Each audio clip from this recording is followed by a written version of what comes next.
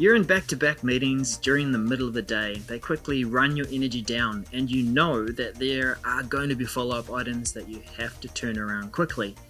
You wish you had time during the day to complete them, but there were gaps in your calendar. Your back was against the wall and you accepted them. Now in this modern workout, we're going to work on our core calendar muscles and put them to the test. I'm going to share 3 exercises for avoiding the pain of back-to-back meetings. Now, firstly, let's look at receiving the meeting invite. When you accept the meeting invite, you consider scheduling the prep time and the follow-up time. What time you need to prepare for this meeting. You might need to read a file about the background for the purpose of the meeting. You could set up apps and a desktop ready to present or lead a workshop. You might need to list ideas or respond to questions to discuss during the meeting. Whatever the preparation, make the time before the meeting to prepare. Start thinking about the purpose of the meeting and the agenda, and then you'll start the meeting ready to think about and contribute to the topics. Add an event and title it Prep For. Then append the name of the meeting that you're preparing for. Some meetings require earlier preparation, such as time to read longer files or prepare activities for the meeting. Block time in your calendar for those hours or even days before the meeting. A second area is adding time for follow-up to the meeting. After a meeting, it's a good idea to gather your thoughts and to prepare to action items that are assigned to you.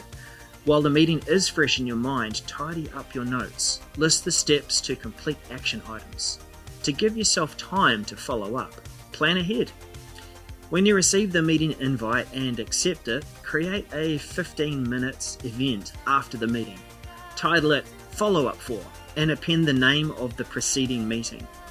During the meeting follow-up, you might have a task that will require some focus time. So create an event and block out some time to work on that task.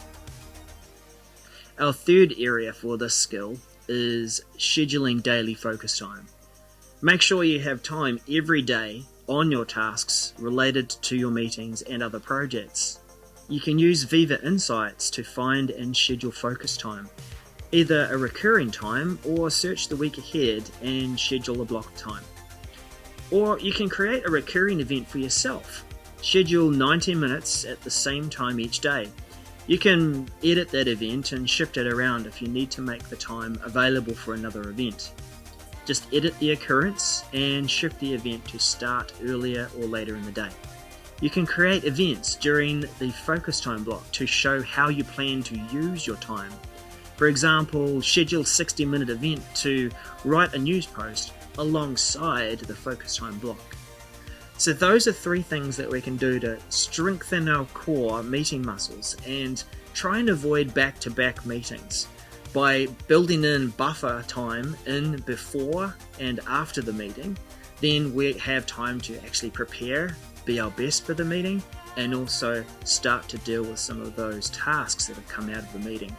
And then if that third thing, that if we're working on things ongoing, then we might want to block out that regular focus time, and we could do that with either Viva Insights or we can manually create that recurring appointment. So that was a modern workout about back-to-back meetings and avoiding them. Practice, repeat till it's part of your beat.